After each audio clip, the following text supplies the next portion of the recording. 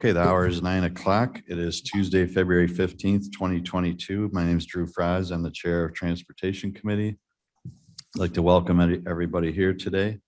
Could I have a roll call, please? Iqbal, Present. Berman, Berman's here. Kenyon, Here.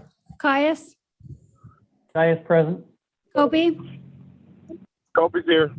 Wojnicki, Martin, Martin present. Pirog, Shepro, Shepro present. Froz.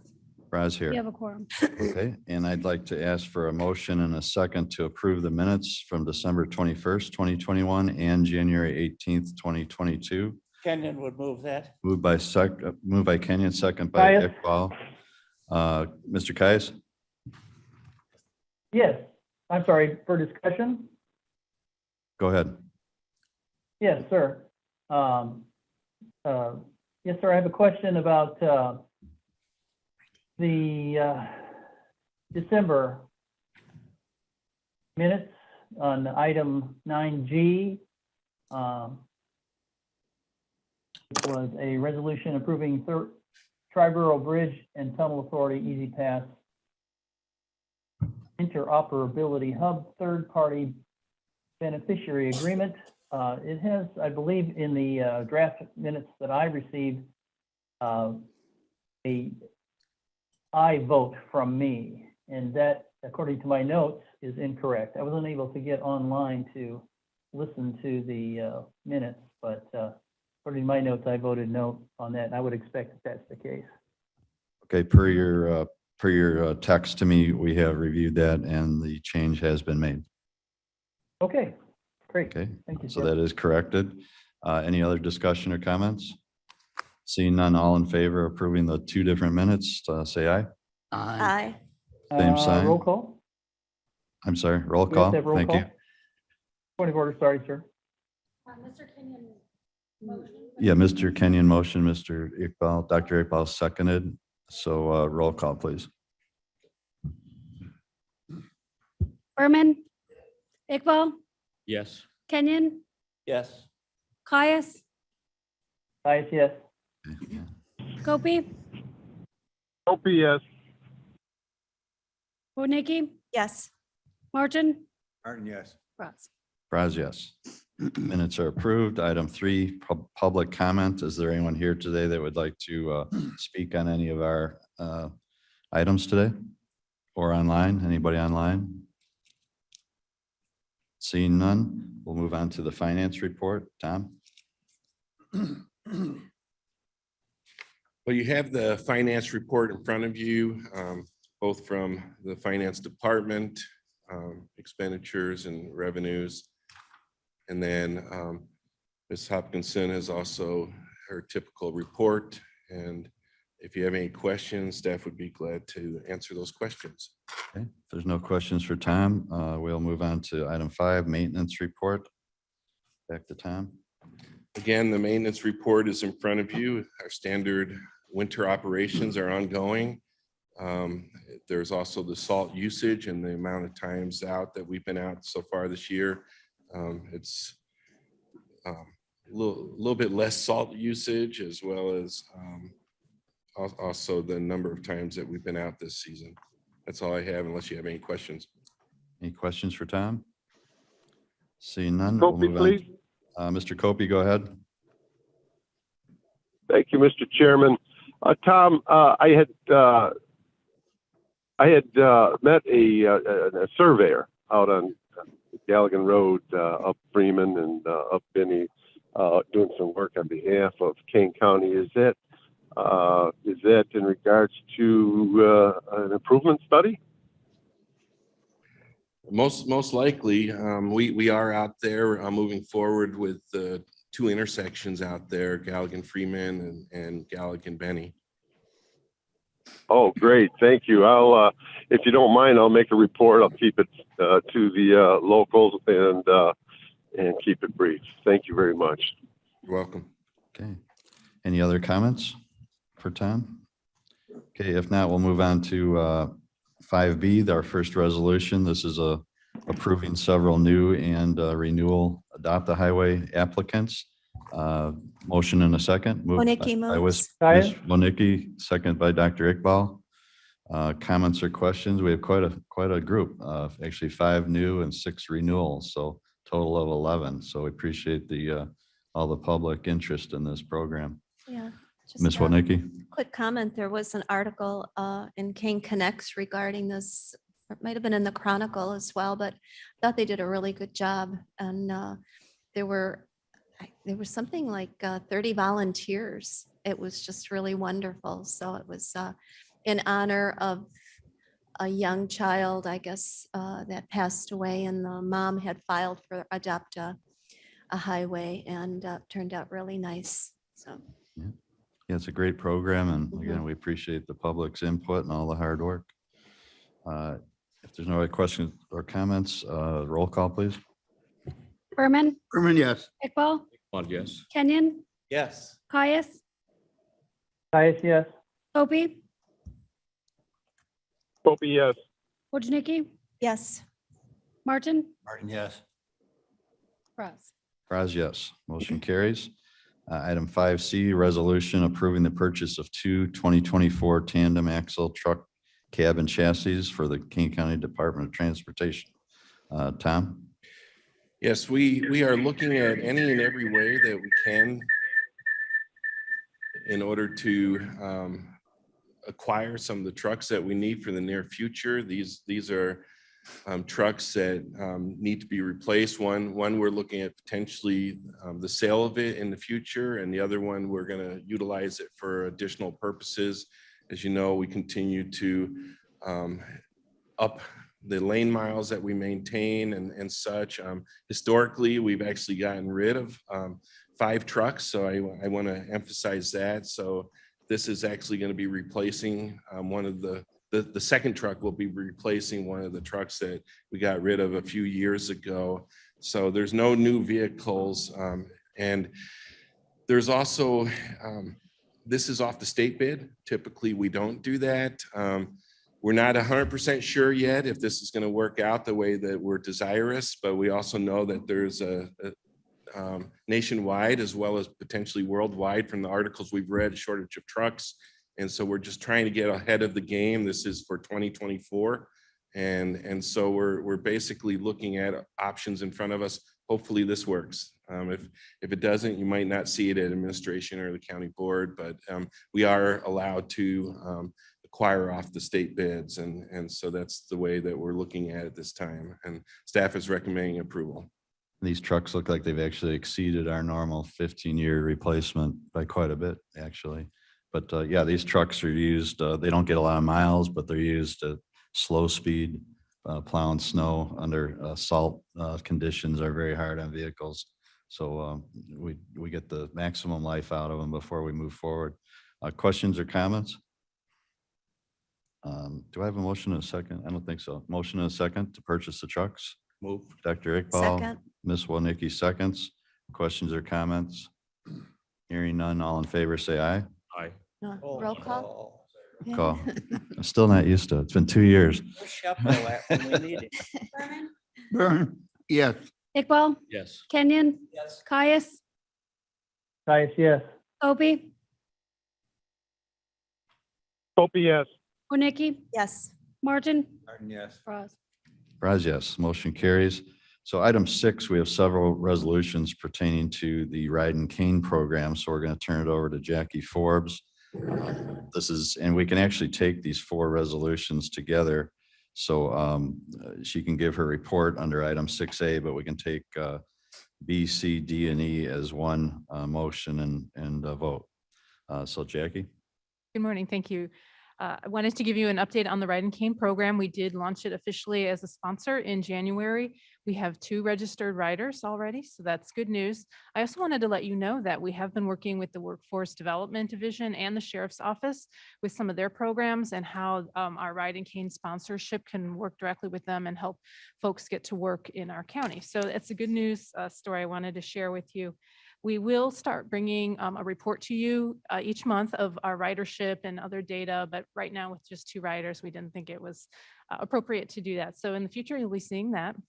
I also made mention in the report about our transportation improvement plan. Last month, we brought a draft list of projects to you and asked for some input. A little bit later, we'll take a look at an updated list of those projects. And then I don't normally do this, but I wanted to call out something on our impact fee program report that we provide every month in the packet. If you notice from last year, I'm going to pull up the number here. Our fiscal year for 21, we collected $4.3 million in impact fees. And compared to other years, the year prior, 1.2 million, in fiscal year 19, 3.1 million. So we had a tremendous year. And I decided to take a look at years past and see in February's reports where we were standing. And this month, we have $606,000 that we've collected so far in December and January. In January of 2021, we had 78,000. In January of 2020, 112,000. 19 was 142,000 and 18 was 367,000. So I wanted to point out that 606,000 is quite a start to this year, and maybe we'll see another large year for collecting impact fees. So it's an important program that we have, and I wanted to just point that out as some interesting information and give you some history on that. And that's my report for today. Thank you. Okay, thank you. So we'll Question, move on. Shepro? Mr. Shepro, go ahead. Yeah, is that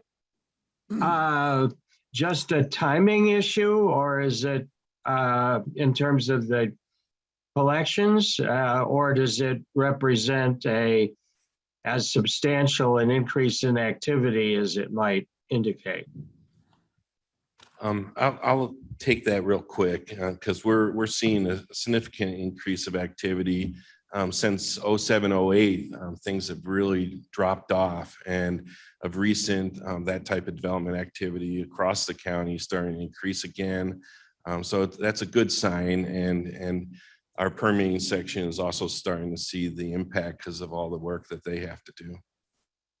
And I would also add that a lot of those projects are these big box warehouses, which are substantial dollar numbers and construction costs and fees paid and so forth. Anything else, Thank you. Mr. Shepro? Thank you. Go ahead. Caius? Oh, Caius, go ahead. Yes, yes, sir. Thank you, Mr. Chairman. So it sounds like the total amount of construction is significantly higher than it has been for like the past 10 or 12 years. And I would just like to point out that maybe it's time to reconsider the 50% discount that we offer, because on impact fees, because there doesn't seem to be an effect of a dampening effect on the amount of construction that we have, and doubly, these are projects that are going to produce a lot of traffic, a lot of truck traffic that is could be substantially. I'll defer this to you, Tom, but I'm guessing that these trucks are more abusive on the roads than the typical family automobile. So maybe we should look at some modification to the discount, is my point, in the near future, if not now. Comments, Tom, or? Yeah, it's a policy decision, so I want to be really careful in what I say.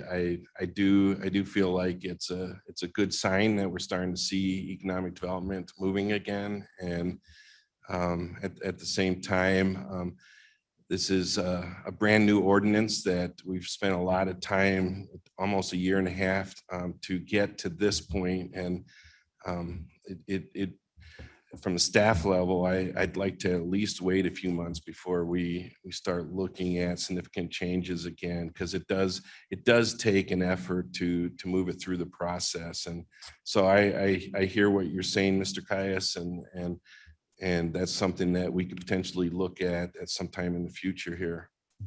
Yeah, Mr. Caius, I would say that maybe we could put this on the agenda for spring as a discussion item. And then if the committee wants to move forward on increasing the fees, or I should say, restoring them to what they're already approved to be levied at, we could certainly start discussing it. And if the committee wants to move forward, we can move it through the committee system. Tom, additional comment? Yeah, I was just going to also say that the difference between 50% and 100%, there's a reason for a portion of that. And that's because with all types of methodologies, there are aspects of the methodology not being perfect. And in the legal aspect of approaching the impact fee program, it was always presented to us that it's wise to have a certain percentage delta that you might call it, that protects that chances of being off. We could never go up to 90 or 100%. It would have to be a portion of, and so that's just something to keep in mind. Okay. Ms. Understood. Winicky, Thank did you have a very much comment? for those comments. I'll just add a quick comment. I'd like to support Chris Caius's comments.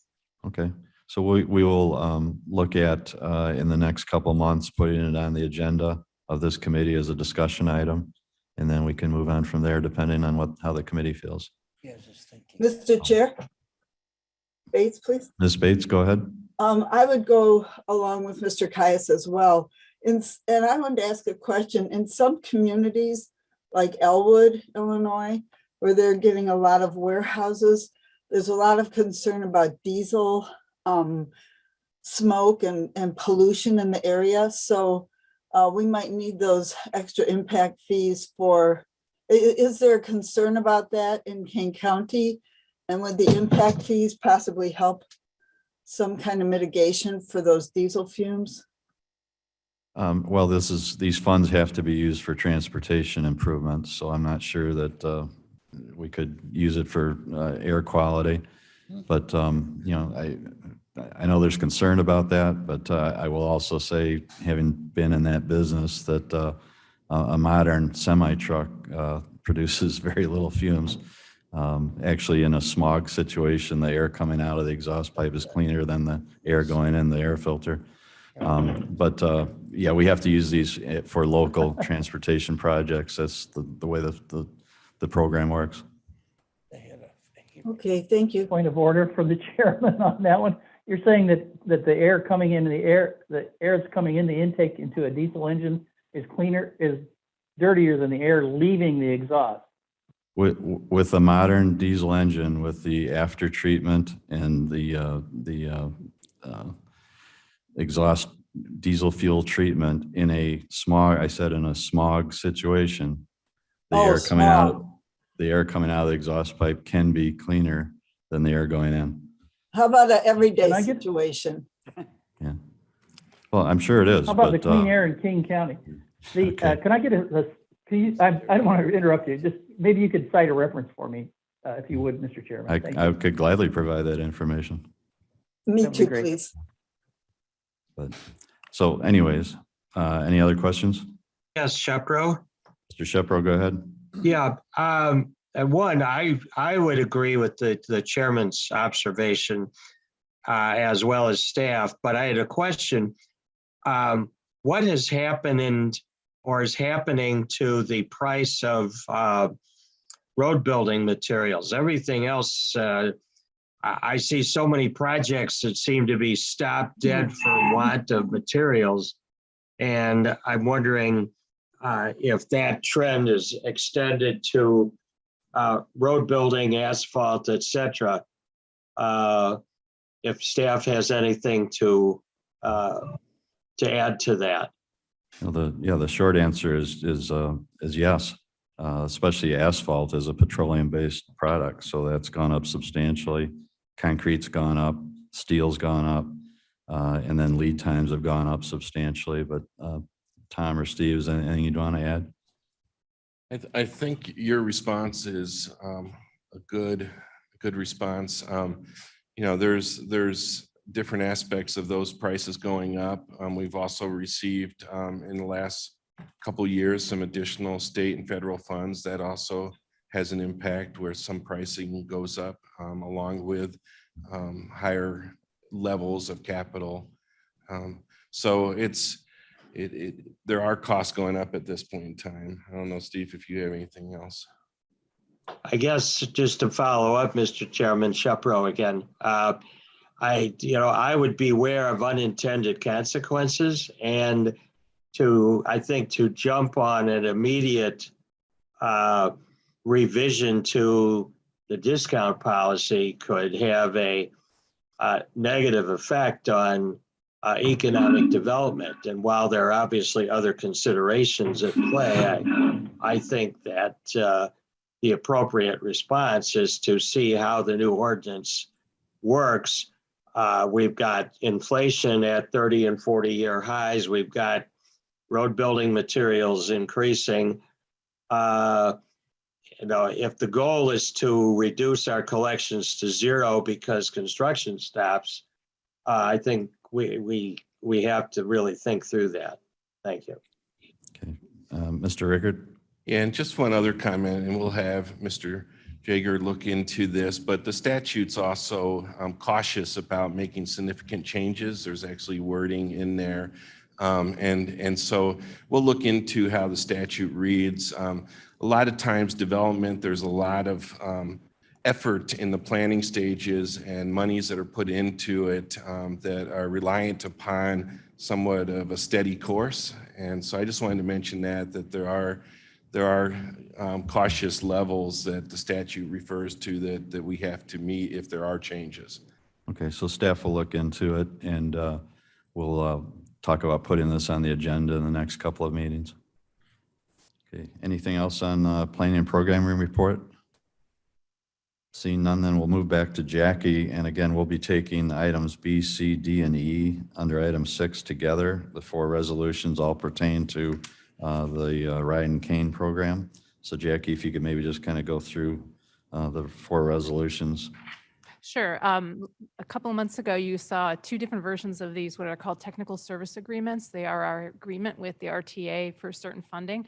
The first 2 that you had were just for running the actual program. These are specific monies. They're called administration or mobility management that actually help us as a staff run the program through Kane County. So it's not for actually subsidizing rides, but instead helping us to run the program on the back end. So there are 4 different ones because, as you see, they have different phase numbers, and that has to do with the year that the funds were awarded. They were originally going to AID, the Association for Individual Development, and now that Kane County has taken that over, they will be monies that we are administering. So these 4 different agreements are pretty much exactly the same, except for the funding amounts and the contract numbers. So we appreciate approval of these. Okay, thank you. Questions for Jackie? If not, I'll take a motion in a second. Mr. Chairman, I'm sorry, Mr. Chairman. Mr. Caius, go ahead. So these are, I'm sorry, thank you. So Jackie, this is, like a couple months ago, we passed some resolutions to institute this transition. These are just cleanup items, are they? Just a little more? is As what we you're begin saying? to spend the money on these different contracts, we have other contracts that are kind of waiting for us to bring them forward with you from the RTA. We'll actually have some more in the future as we spend more money. So we started off with the 2 contracts that provided the funding to subsidize the rides. These are actually funding that will help subsidize our administrative costs and mobility management position at KDOT. So there's 4 different ones, just the way the RTA does it. You may, in the next month or 2, see another one of these for a different phase for additional funding. There's several that are outstanding. We just have been taking them as the RTA says we're ready to take them. Thank you. Thank you. Other questions or comments? I need a motion and a second. So moved. Moved by Dr. Iqbal, second by Caius? Mr. Kenyon, seconds. Roll call, please. Berman, Berman, yes. Iqbal, Yes. Kenyon. Yes. Caius, Caius, yes. Kopi, Kopi, yes. Woodnicki, Yes. Martin, Martin, yes. Frost. Raz, yes. Passes. Okay, item F, back to Tom for discussion of the draft 2022 transportation goals. I'm going to try to do this as quickly as possible. Missions and goals, our mission statement to provide and maintain a safe and efficient transportation system while sustaining the county's vision and values. The 5 areas that you see listed there are the areas that we focus on, and I'm going to go through each of those real quick. Safety is job number 1 for us.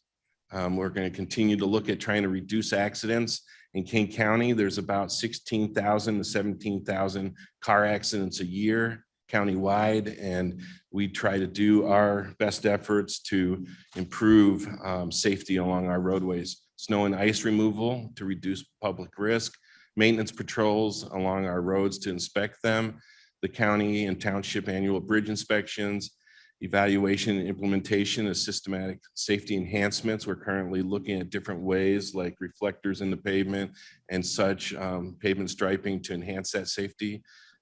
We try to prioritize. I'm not sure what just happened, but the screen went a little dark. There it goes. Prioritize and program safety projects. That's again, job number one.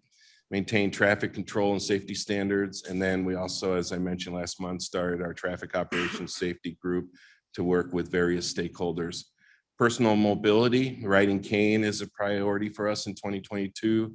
Our bicycle pedestrian committee, our complete streets infrastructure, working on that. Update to the county's bike pedestrian plan and update to our bike map.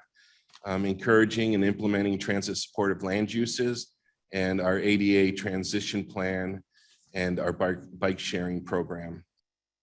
Cooperative planning, we continue to work with King County's planning co-op. We also provide input into the region's policy and programming decisions at CMAP, provide staffing for the Kane-Kendall Council of Mayors, staff the bike ped, transit, and other committees with the municipalities, interagency coordination with various regional agencies, public involvement in the planning process, and we're going to be updating some of our website components. Quality of environment, protection of our natural resources. We try to do designs that do that, as well as best management practices. We look at trying to reduce congestion, improve air quality. We do context sensitive design solutions when working with various development that are going on in the county. We try to pursue residential screening, noise, and setbacks with municipalities and developers. A lot of times that's a effort that's very difficult, where a lot of times the developers aren't as concerned as we might be. I think most of you know, we quite often get requests for noise abatement and screening after the fact. So we try to hit it before the fact, and then administering our Adopt a Highway program. System efficiency. We try to provide many different quality services that you are all aware of. We look to continue to enhance the highway system with various capacity and engineering improvements. Our 5-year financial plan tries to prioritize those types of projects. Again, safety being our key projects. Prioritizing maintenance of the existing system. 90 to 95% of our expenditures goes into operations and maintenance. We don't have a lot of extra funds available for capital, and the ones that we do, we usually try to match it with federal and state funds. And then we investigate and implement various innovative technologies. And then we promote land use decisions that minimize trips and vehicle miles travel. Our budget goals, again, these are pretty standard. We explore funding alternatives. We look at matching the federal and state funds. We collect impact fees for our priority county projects. And we are also looking to update our permit regulations in regards to access, construction, utility, and truck. And then our staffing goals, you're all aware, I believe, of our transition planning.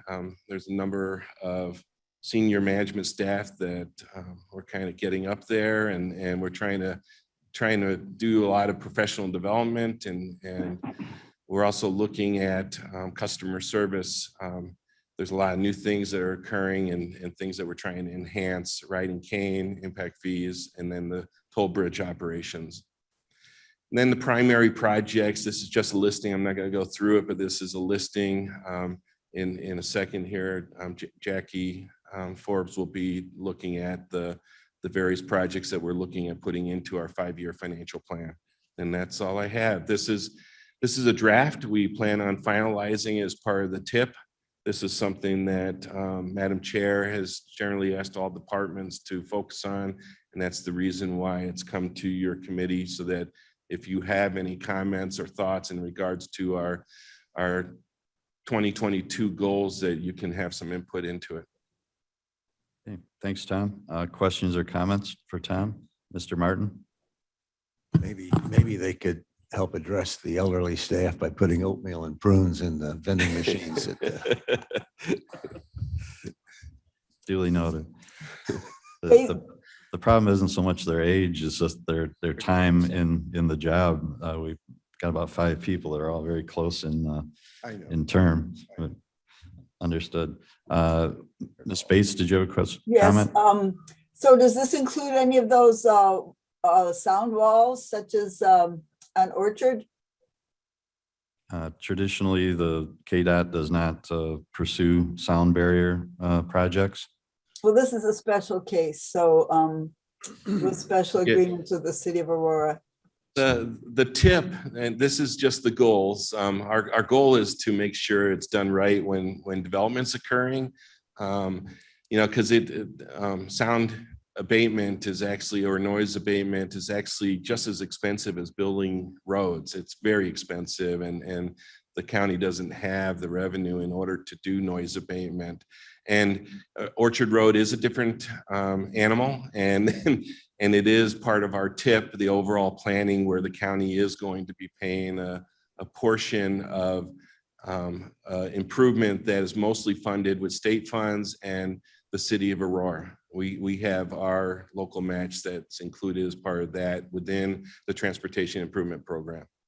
And we did do I believe we did move forward with that fence replacement with partnership with City of Aurora along Orchard. We are moving forward. It will be closer to more of a wall/noise abatement project, and that improvement is in the draft tip, as well as the City of Aurora just submitted to us a draft agreement to within the last week or two to continue to move that project forward. And that's a City of Aurora project, though. It's a City of Aurora project, yes. We will be paying a portion of it. Okay, we're moving forward. Thank you. Ms. Walnicki? Thank you, Mr. Chairman.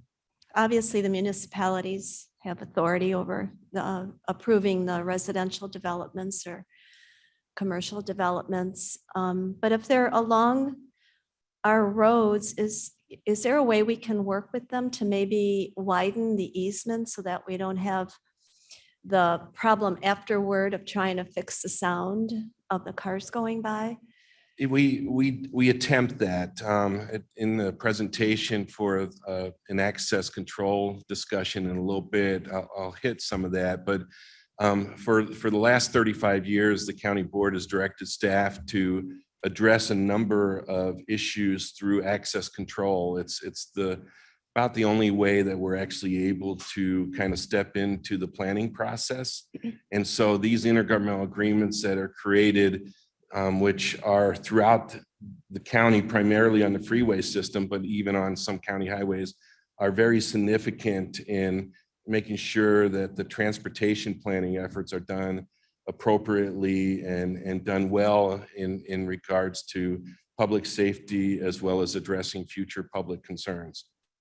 You know, we have a great opportunity right now because we can, before Kane County gets developed, you know, similar to DuPage or whatever, we have the opportunity to kind of set what we want to see along our roads and catch it before it's too late, I guess. And we do as best we can. Again, a lot of times economic development is driving that, and we have to do a good job in trying to push some of those ideas forward. The protection of right-of-way, the protection of areas for stormwater management, access control for safety, all of those. I think there's about 8 different elements that we focus on in the intergovernmental agreements. We approve of full access. Yeah, once again, it's getting our 2040 development plan out there, a comprehensive plan, and our 2050 transportation plan, and getting that out there to all the municipalities so they know the direction we're going in. Thank you. Any other questions or comments on item F? That was a discussion item, so there really is no vote. We will move forward with that and come back with the final draft Keep in Kopi, mind, Kopi, go ahead. Thank you, Mr. Chairman. Perhaps I didn't quite follow the discussion completely, and correct me if I'm wrong. We were discussing about spending money on a sound barrier on Orchard Road. Is that correct? And if it's not, then stop me anytime. But I have to. I'll stop you right there. Yeah, the discussion was about sound barrier walls, and my statement in KDOT policy is that we don't pursue sound barrier walls, but we are partnering with Aurora, who happens to have a project they're doing along Orchard, and they're the lead on that does have some sound barrier walls. Okay, very well. I was going to voice my dissent on that concept, but thank you very much. And the reason for that was I have to dig in on the congestion issues up in my district, up in District 9, I should say, and I'd like to voice those concerns at any opportunity that I can. But thank you for the time. Thank you.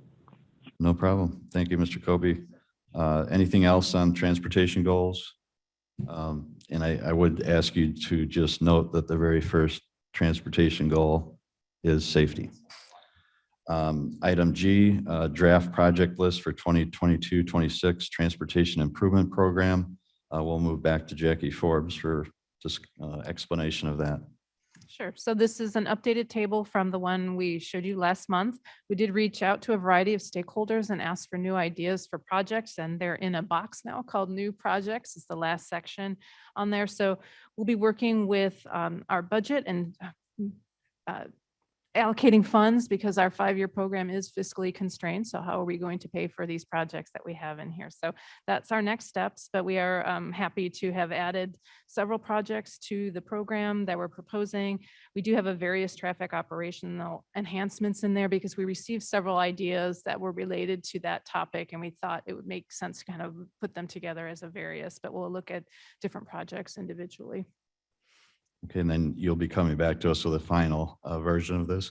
Yeah, along with the financial information to go along with it. Questions or comments on item G? Tom, additional comments? Yeah, just one more comment. It's in regards to our current tip. I think it's important to let you all know that we have a funding shortfall of about 190 million in that current tip. So we're very careful with adding additional projects. Most of these projects that you see on here that are not new projects or existing projects are not fully funded. And we continue to seek after state and federal funds.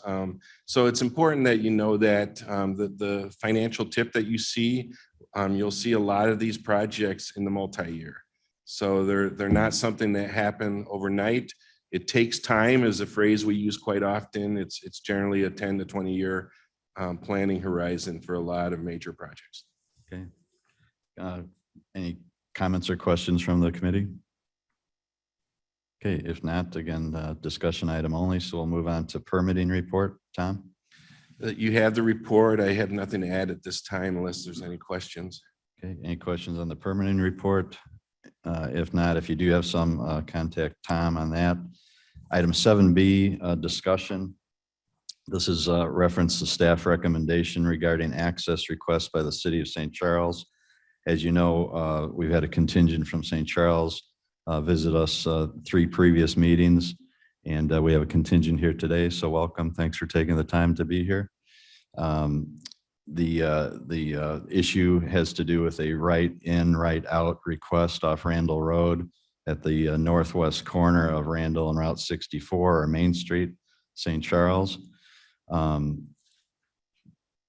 You know, I guess we'll open the discussion, but I would just like to, you know, say that I hope that the committee did look at the recommendations that the staff included in the agenda packet, and I forwarded to you yesterday. Staff seems to think it is possible, even though, you know, again, it violates our standards, but it is possible to look at a possible right in on the southbound lane there, but they've been pretty adamant about not supporting a right out option at that intersection. Again, it violates precedents and would be setting a new precedent This deviates from, standard highway design standards that we utilize. Accidents would increase. And, again, we had a long-term IGA that was very specific that we worked with St. Charles on for this property. The county has made a substantial investment in right-of-way purchase along there from the former Han property. And, my personal feeling is I want to support staff and adhere to our policies and precedents and goals, but I'll open it up for discussion. Mr. Chairman Shepro? Mr. Shepro, go ahead. Yeah, perhaps you or staff could clarify what is exactly the status of the request by the city. My understanding is there has been no formal application for any access points at this juncture. And I understand there was a letter written with respect to the intergovernmental agreement, but what is the legal status of that? Is there anything actually pending?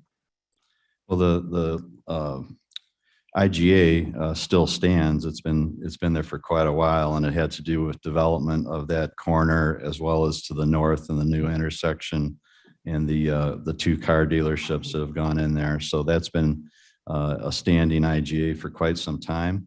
The current status is that St. Charles has asked us to discuss this. So there has been no, I guess I would say, no paper request or no permits filled out. They do have a party that's interested in putting a gas station on that corner.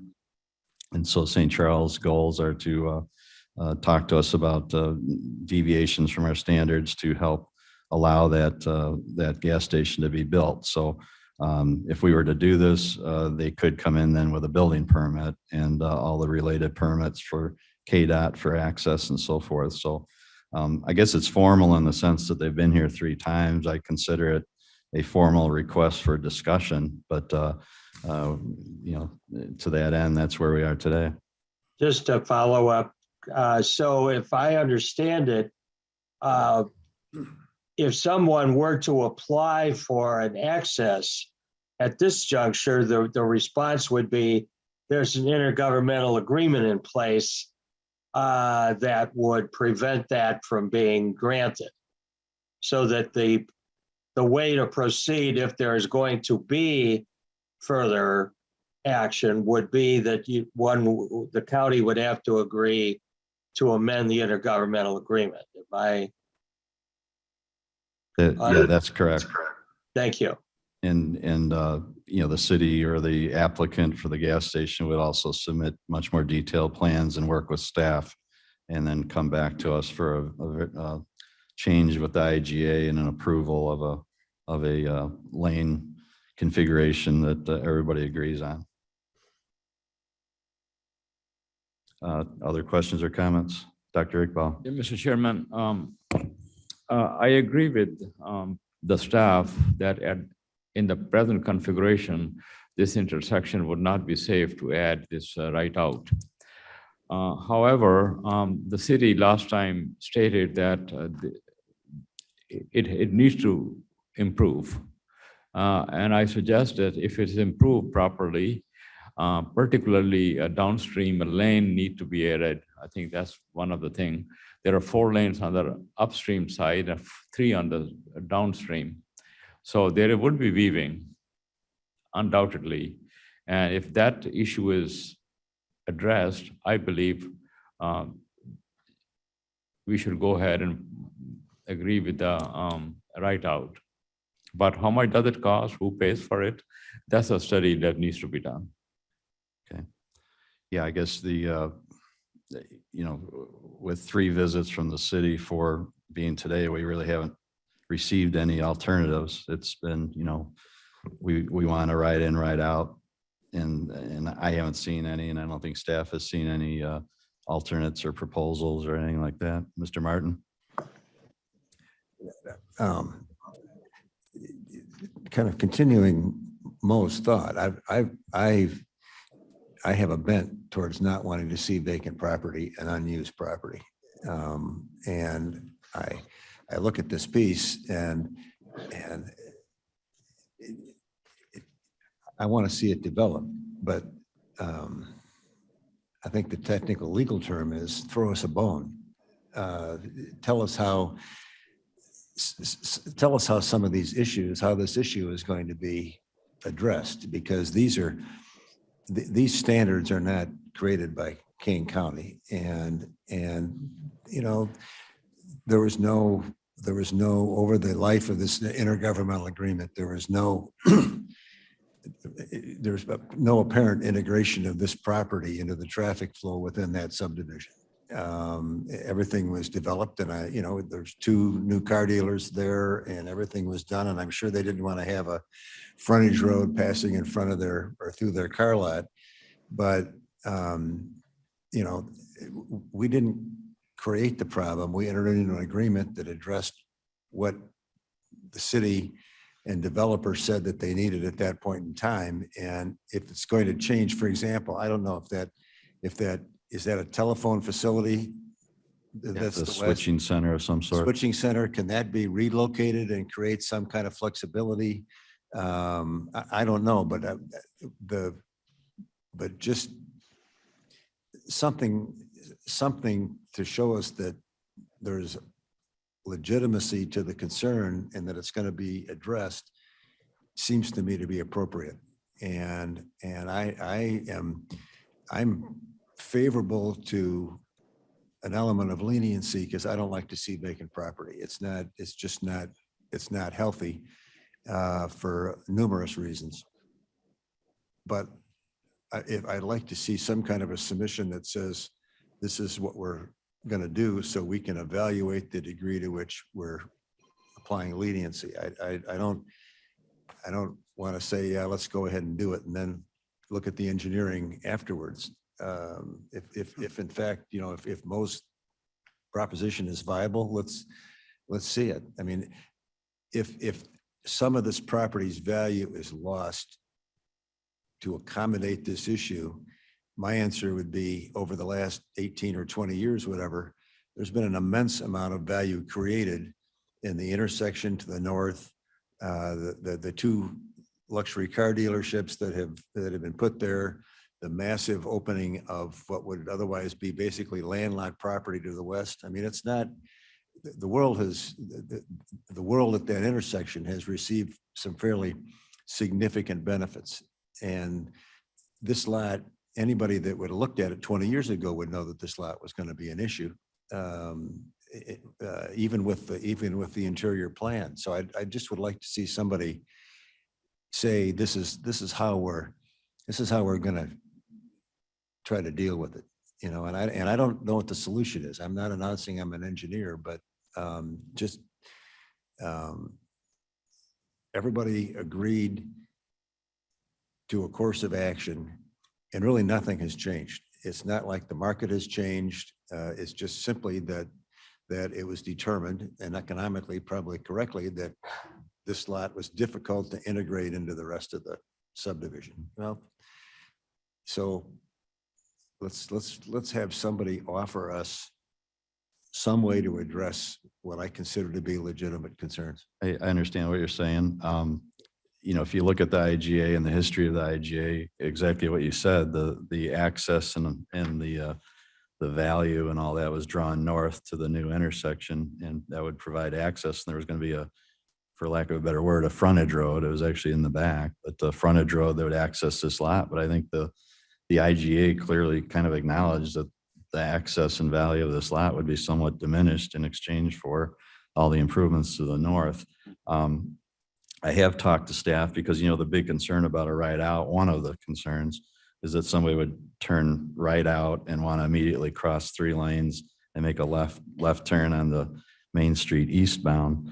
And so we talked about a barrier wall there that would just keep them in the 1 lane. But, that's something that doesn't exist anywhere else in our system, anywhere. And it really affects snow removal operations. And it would be, every time there's a snowfall, there'd be an asterisk on our maintenance crew to go over and deal with the barrier wall. So that was never really, it was discussed, but never really thought as a viable option. So we have looked at them, but again, we have not received anything. Okay, Madam Record. I think the important thing here is to look at whatever opportunities might be out there, rather than just going directly to a right out. Earlier, we mentioned how the economy's kind of been really slow in the last 12, 13, 14 years. And we have had in the past, we've had at least one that I can recall, BP Amoco came in and said, we can live with the right in only. There might have been a second gas station. I'd have to research all my files to find that out, but I know BP Amoco did and said, we don't need a right out, we just want a right in. And staff even pulled together a recommendation supporting that with appropriate design. But at the time, the county board was really not wanting to support the right in, right out at all. I mean, it was very anti the county board at the time, right in, right out. So when staff brought forward the right in only that BP Amoco offered up, the county board process said no to it.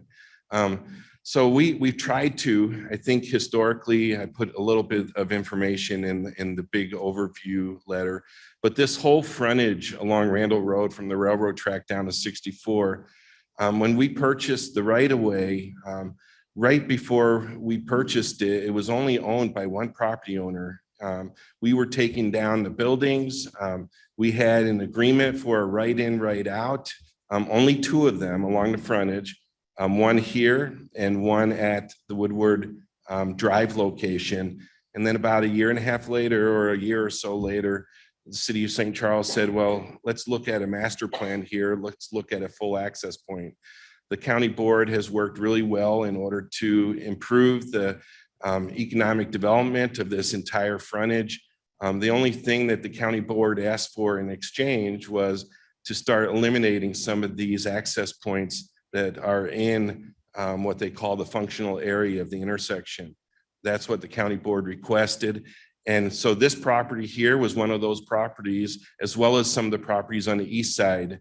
And the city of St. Charles said, we'll work with you to look at, even on the east side, developing internal circulation so we can improve the safety of this area.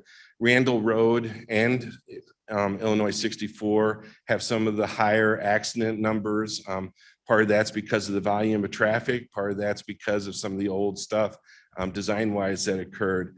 There's, I put in here a 5-year estimate of accidents. We actually track accident data along various roadways through IDOT. And there are a number of access points that cause tremendous problems on Route 64, as well as on Randall Road.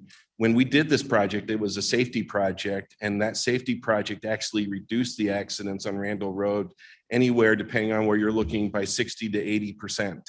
So safety is very important to us. It is something that we will continue at the staff level to highly, highly discourage. Our answer will always be no to a right out at this location. Again, I think that you can look at some types of planning variances to look at right in at this location, some design features to help that right in function adequately, even though it's a variance. And then this, you can see the easements that were created as part of the planning process to try to either look at making those easements functional, like was committed to in the beginning through the intergovernmental agreement, or to potentially replan and relocate those easements so that there's another opportunity along properties that aren't developed yet in order to look at access to Woodward. You go up and down Randall Road, Kirk Road, Orchard, these types of cross-access easements are the standard. This access point at this location at 300 feet from 64, I think you only see, I think there's only 2 in the entire county that close to the intersection. We had an opportunity for good planning, good engineering, and I think we need to explore opportunities of a right-in only or additional planning before we even go towards a right-in, right-out. Additional comments or questions? Mr. Wallace? Chairman. Mr. Wallace first, then Mr. Caius.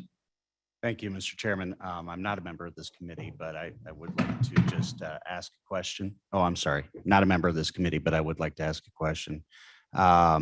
I'm wondering if staff has, I know there's been a lot of discussion about the safety issues, but has there been a traffic study that's been reviewed? I know that there's been one that was prepared in 2020. I'm wondering if staff reviewed that. Staff has reviewed that, and even the city's traffic engineer reviewed it and said there was a safety concern. It is, AASHTO standards are the national standards that are accepted for that type of spacing, and that's kind of where we stand as far as trying to achieve those standards. Or if there's a variance, we try to make sure that that variance is in general compliance to that spacing criteria. Thank you. And if I could make a further comment, I feel that there are two different components here. We have the traffic component, but we also have a development component. And I think that the city's biggest concern is the development component, that we have a lot here that has not been effectively developed. And essentially with these restrictions in place, there really is no way that it ever will be. So looking at it strictly from the traffic side, I think is just looking at one perspective of it. I think that it would be effective to also look at it from the development side and talk about orderly development, talk about impact on neighboring properties, on the good of the community, et cetera. Because those are all factors that have to be taken into account here as well. I think that if you look at it strictly from a safety standpoint, there would be no entrances in or out of Randall Road anywhere. Because they simply create an unsafe situation when you have cars that are entering or exiting any roadway. So I think that there is another concern here, and maybe that's something that should be brought up with the development committee. Okay, thank you for your comments. And yeah, I understand what you're saying. And I have discussed this at previous meetings that, you know, on the opposite corner, there's a title company. I think that business could probably do very well on this lot with a right-in only. But we're talking about a high traffic gas station. It's going to have a constant flow all day and into the night of cars coming in and out of there. So yeah, the uses will greatly affect what could be put on that corner. But again, we're the transportation committee. We're being asked to set aside safety, to set aside standards, design standards and precedent. And, there's no doubt that the accident rate will go up with a ride out. So the question is, does the Kane County Transportation Committee want to accept a certain number of accidents and unknown amount of injuries? That's my personal opinion as one board member. Mr. Caius, you had a comment, I believe? Well, yes, sir, thank you. And I certainly appreciate the fervor with St. Charles is presenting this to us. I too would like to see something of value with that particular plot on that corner. I see it empty, but I am going to say that I'm deferring to the safety aspect, as that is our number one concern. I think it's ingenuous to say that to compare a busy intersection like this to all of Randall Road and saying no access would be the best thing to do. I know that in my area, I have already spoken with a gas station up in Carpentersville who had a similar type of situation, not exact, of course, but it was at that point I was presented with the options very similar to this, safety versus the right in, right out. And I think that we deny our citizens the proper safety if we go against the rules that that KDOT has adopted. And so I would be in favor of, would be not in favor of the right in, right out as it stands right now, and still be looking open to the right in at this point. Thank you. Thank you, Mr. Caius. Additional comments or questions from the committee? Shepro, Mr. Shepro, go ahead. Yeah, I guess I find myself agreeing with most of the comments that have been made, both pro and con, but I go back to what you said, Mr. Chairman, when we were talking about the plan for transportation plan earlier, and you said number one item is safety. And I guess it seems to me that this discussion is taking place in somewhat of a vacuum in that if the committee were just to recommend or that we waive the provision or change the provision in the intergovernmental agreement, we don't know what we're changing it to do. I think staff has made it pretty clear that they do not believe that there would ever be circumstances that would suggest that we would do right in, right out.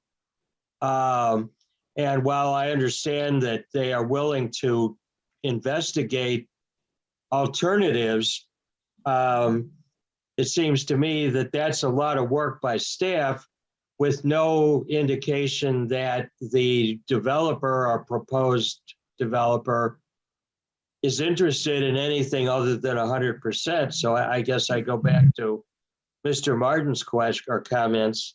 I think that for this to go any further, I would expect that we would want to see a specific plan and answers to some of the specific concerns that have been voiced by our staff.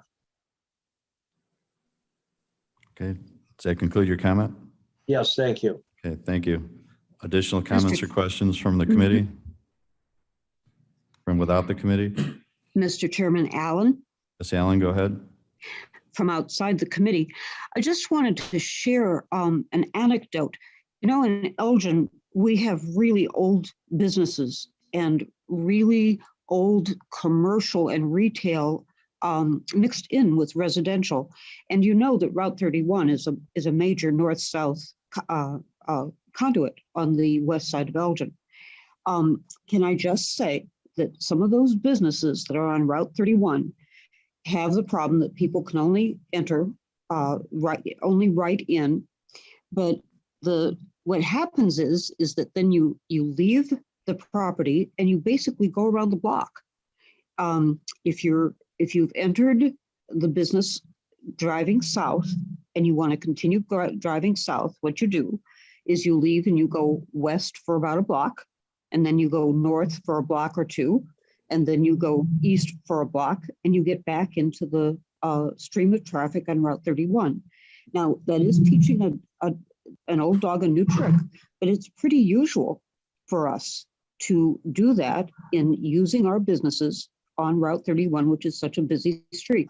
And everybody does it. It's not a big deal. You just have to do it once, and then you realize how well it works. So that may be an answer here for people to go west to Barbara and up to Woodward and back onto Randall in either direction that they want. Just wanted to say that it's something that does work. Thanks. Okay, thank you, Ms. Allen. Any additional comments from the committee or other board members? Or beyond, Davis. Mr. Davis, go ahead. Hi. I guess I'll start with a couple of compliments. We enjoy having Carl and Tom, and I think they're as good as it gets. And their roles here are clear. They view this from the perspective of transportation with safety as the number one goal and concern. And they're doing that.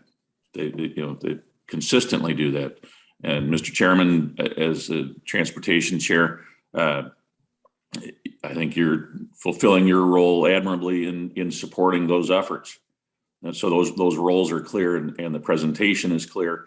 The points of Mr. Martin and Mr. Wallace, though, are very important, and we have to look beyond that a little bit and remember that the ultimate judgment or policy, goes beyond those initial roles, as I've just described.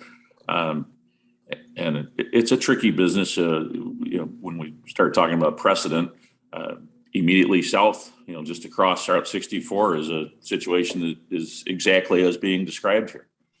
And when the intersection improvements happened some years ago, we had a wonderful result. The accident rates have gone down and continued to stay down, even though those situations exist on the other 3/4 of this intersection. So I do hope that we keep that perspective and do everything we can to keep an open mind to finding a way to develop this property or let it be developed. Safety will always be a concern and a goal, but it has to be blended with, the other economic realities that go with this. And I'm hopeful that today, before we're finished, we'll hear some more from the St. Charles contingent that's there on addressing some of these compromises or plans, as Mr. Martin alluded to. Thank you, Mr. Davis. Did I hear Ms. Bates? Yeah, yes, thank you, Mr. Chairman. From outside the committee, I want to just reiterate that Chrysler Motor Company has declared that it will be all electric by 2028, which is very soon from now. And does it make sense to be building these giant gas stations in light of the fact that so many cars are going to be electric very soon? Thank you. Thank you, Ms. Bates. Additional comments or questions from the board or committee? Copey, please. Mr. Copey, go ahead. Thank you. In my opinion, the entire debate in regards to on the side of approving the development without the improvement or without the safety aspects, it all boils down to a little bit of convenience for someone wanting to come in there and get gas, whereas they wouldn't be able to get gas at that occasion anyway. So there is a massive improvement that there'd be availability to gas, one, and it would satisfy the need and the economic development, and to relinquish a posture of safety in that intersection on behalf of those slight conveniences, I don't think would be a good compromise for either party. The taxpayers, two, the safety of the people using the road, and three, the actual users of the gas. If the people want gas, they can build their gas station, but the people that need safety, we can offer safety also. This isn't just a one-way street.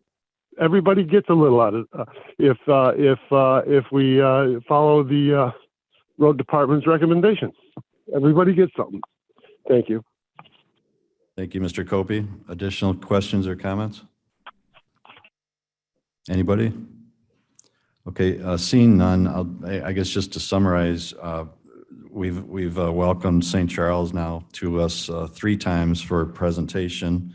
And I did tell them that today was mostly for our discussion internally, and that we may or may not have had some questions for them.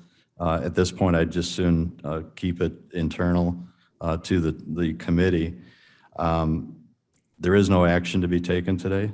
And I think what I'd like to do is just sort of end it by, and please, members of the committee, correct me if I'm speaking for somebody, but I would say in general, the consensus is that, this committee supports the staff recommendation in broad strokes. A gas station may not be the most appropriate use on that corner, but we would support other uses. And we would be open to a write-in, and we are open for St. Charles to keep a dialogue going with staff, KDOT staff, and let us know if you want to keep proceeding down this line of thought. But our feeling is that a gas station may be too high volume of a use on that corner. But we wouldn't oppose it, but we would oppose the right out. Is that a fair summary? Is there anybody who would not agree with that? on the committee?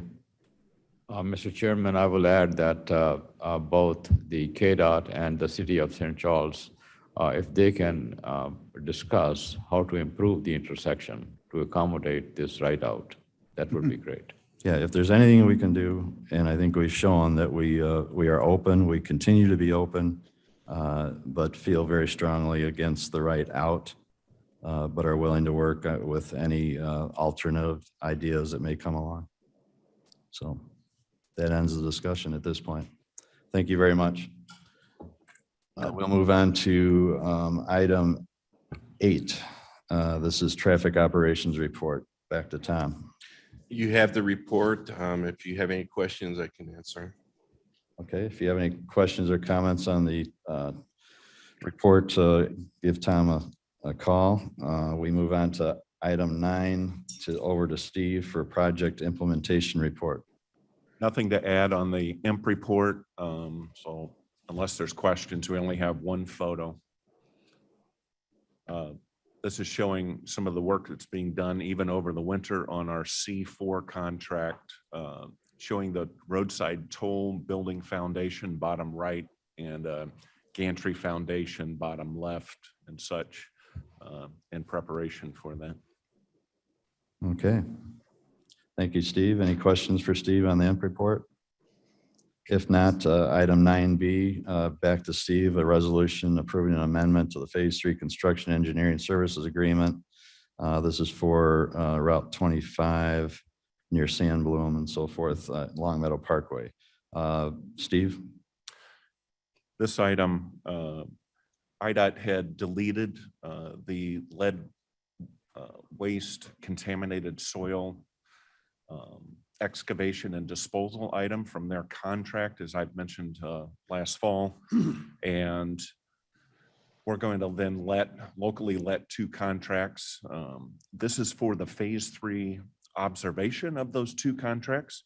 We have over $814,000 still unused under our original Phase 3 engineering contract.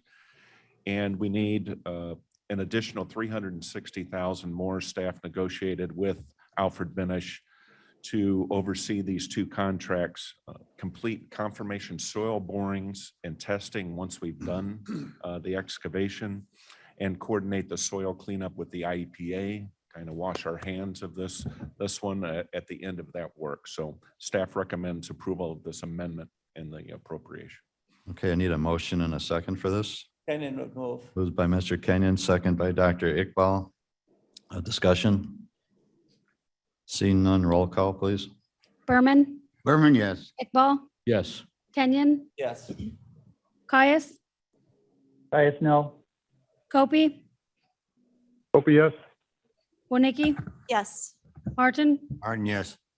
Braz. Braz, yes. Motion carries. Last resolution approving a contract for construction for Long Meadow Parkway, Section C2A again. Steve, could you explain it?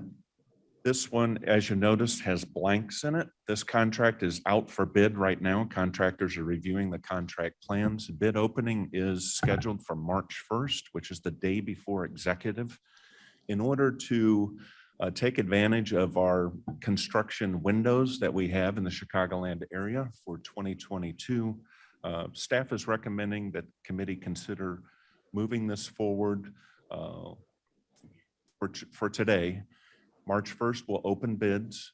And if we have a low bid that staff is comfortable recommending, we'll share that information right before executive, which is on March 2nd for consideration. That saves us 30 days then to an extra 30 days instead of waiting the following month.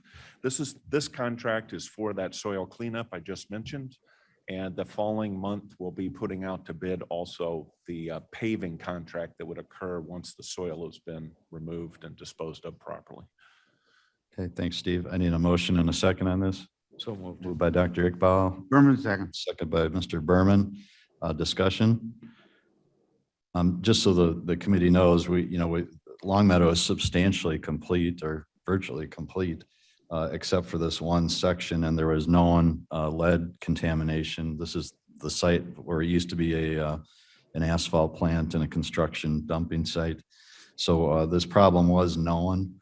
There was somewhat of a delay. The state was actually overseeing this portion of the cleanup, and there was some value engineering recommendations by a couple of the bidders that did not pan out. So it resulted in a somewhat of a delay. So again, we're kind of anxious, even though it's only February, staff's already well into the late summer and scheduling and getting something like this going. So we're asking you to approve this with the amounts to be determined and brought back to executive so that we can keep moving this forward. But it's a substantial amount, but it was anticipated and provided for in the budget. Any other questions or comments? Roll call, please. Berman, Berman, yes. Iqbal, Yes. Kenyon, Yes. Caius, Caius, no.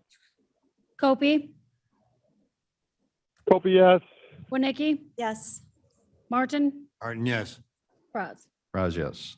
Item 10, I need ask for a motion, a second, to place the various reports on file from today. Moved by Dr. Iqbal, second by Berman, Mr. Berman. Roll call. Berman, yes. Iqbal, Yes. Kenyon, Yes. Caius, Caius, yes. Kopi, Kopi, yes. Winnicki, Yes. Martin, Martin, yes. Braz. Raj, yes. Public comment. Is there any public comment on non-agenda items? Anybody online? Hearing none, I'll take a motion in a second to adjourn. Kenyon moves to adjourn. Mr. Kenyon moves to adjourn. Iqbal second. Dr. Iqbal seconds. Roll call, please.